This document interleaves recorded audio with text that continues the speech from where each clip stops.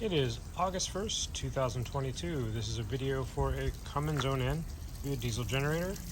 This generator starts off of 24 volts and also has a 24 volt alternator for charging the start batteries.